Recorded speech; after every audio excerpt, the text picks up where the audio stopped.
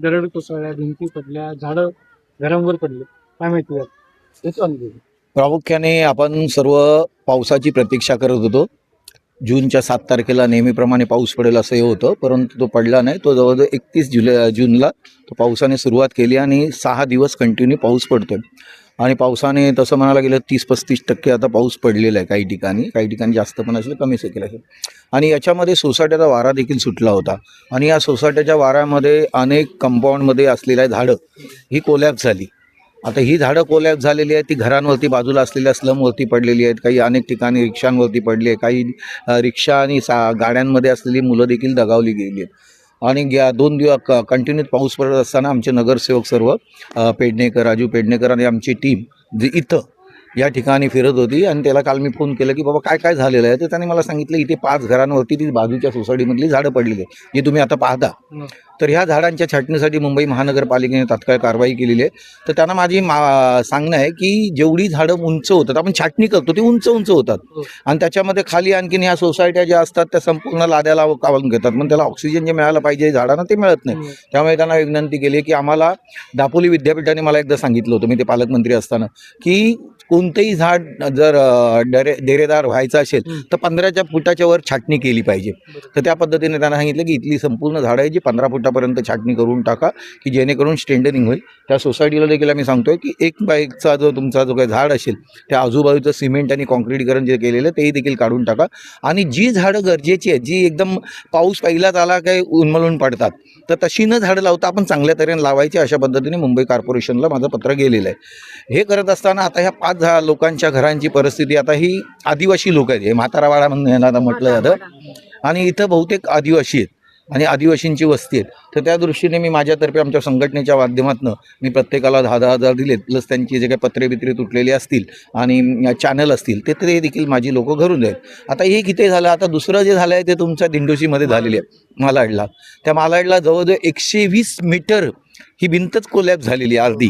आणि एका बाजूची आहे ती 150 मीटर आहे आणि एका बाजूची आहे ती 120 मीटर आहे.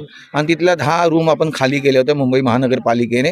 मी आताच जाऊन तिथे 75 लाखाचा निधीच्या माध्यमातून ती एक बाजूची रिटर्निंग वॉल ही आता करायला घेतली, त्याचं भूमिपूजन केलेलं आहे. वॉर्ड ऑफिसरशी देखील बोललेलं आहे मी तिथे. आणि तिथल्या लोकांच्या माध्यमातून उद्यापासून माझी यंत्रणा जी आहे ती कामाला लागेल आणि त्यांची घरामध्ये पुनश्च ती लोकं 10च्या 10 येऊन जातील.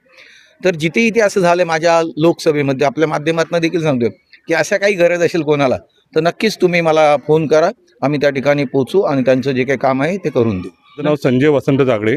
आम्ही रात्री झोपलेले असताना मिसेस, मुलगा आणि आम्ही तिघंजण झोपलेले असताना रात्री 2:30 वाजताच्या सुमारास आंब्याचं झाड आमच्या घरावरती कोसळलं. ते कमीत कमी 40 ते 50 फुटाचं उंचीचं होतं. आम्ही वारंवार महानगरपालिकेला कंप्लेंट करून, ब्लेसव्यू बिल्डिंग या बाजूला त्या लोकांना कंप्लेंट करून ते सुद्धा त्यांनी काही ॲक्शन घेतली नाही.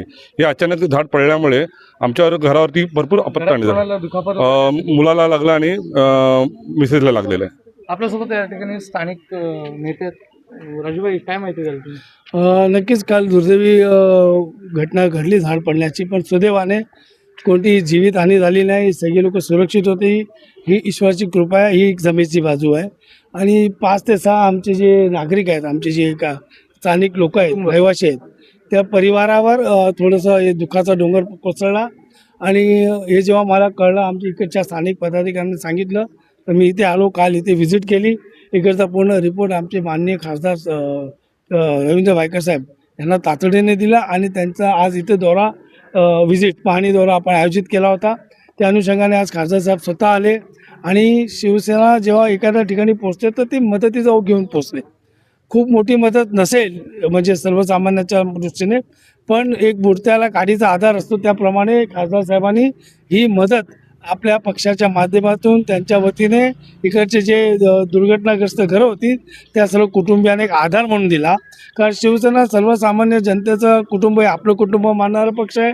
सन्माननीय एकनाथजी शिंदेसाहेब, शिवसेना प्रमुख बाळासाहेब ठाकरे यांच्या आशीर्वादाने त्यांच्या तालमीमध्ये आम्ही सगळे साहेबांच्या तालमीत तयार झालेले शिवसैनिक आहोत. शिंदेसाहेबांच्या नेतृत्वाखाली कार्य सुरू आहे. वायकर साहेब इकडचे स्थानिक खासदार आहेत. म्हणजे शिवसेना फक्त येऊन बघून जाऊन बाबा चला ठीक आहे बघतो करतो अशातला भाग नाही आहे. आज जी शिवसेना काम करते ती तळागाळामधल्या प्रत्येक कुटुंबाला आपलं कुटुंब मानून काम करते आणि म्हणून खासदार महोदय इथे व्यक्तिशः आले स्वतः. घराच्या दुरुस्तीसाठी शिवसेनेतर्फे काय मदत वगैरे आता खासदार साहेबांनी 10,000 प्रत्येकी कुटुंबाला मदत केलेली आहे. अधिकचं त्यांना पुढील मदत जी काय पत्र्याची वगैरे ते सगळी ॲडिशनल मदत त्यांना करण्यात येणार आहे शिवसेनेच्या माध्यमातून. आणि हे कुटुंब आम्ही पुन्हा आमचं चांगलं घराच्या रूपाने उभं करू. कारण हे परिवार आमचं, ही घरं आमच्या नागरिकांची नाही, आमची घरं आहेत. आमच्या समाजाची घरं, आमच्या विभागाची घरं, आमच्या कुटुंबाची घरं, परिवारातली घरं. ह्यामुळे आम्ही जेवढी मदत होईल ते आम्ही सगळं मिळून उर्वरित करणार आहोत. थँक्यू. ताई, तुम्ही काय धन्यवाद बोलतोय खासदार साहेबांचे आणि पेंडिंगर साहेबांचे आणि जे आपले रहिवासी आहे त्यांचे, कारण तत्काल त्या लोकांनी पैशांची मदत पण केली आणि त्या लोकांनी सांगितलं आहे की जे 15 फुटाच्या वरती जेवढे पण बिल्डिंगमध्ये झाडं आहेत आम्हाला फक्त तेच पाहिजे होतं की ती लवकरात लवकर ह्या पावसाच्या आधी तोडली पाहिजे, नाही तर त्याच्याहून पण आम्हाला खतरा आहे. फायर ब्रिगेडने काय फायर ब्रिगेडने रात्री आलेले त्यांचा पंचनामा केला व त्यांचे सर्व काही झाडांचं ते तेव्हा त्याच रात्री निघून गेले. पण डिपार्टमेंटच्या बीएमसीच्या लोकांनी काय त्या लोकांनी पण रात्री पंचनामा करून गेलेले आहेत, पण ते मॉर्निंगला एवढा उशीर झाला की आमचे झोपायचे वांदे पण झालेले. ओके, तर त्याच्यानंतर साहेबांनी आले, आता आम्हाला एक आश्वासन दिलंय आणि काही मदत केली त्यांच्यातर्फे, त्यांचा मी धन्यवाद मानतो. धन्यवाद.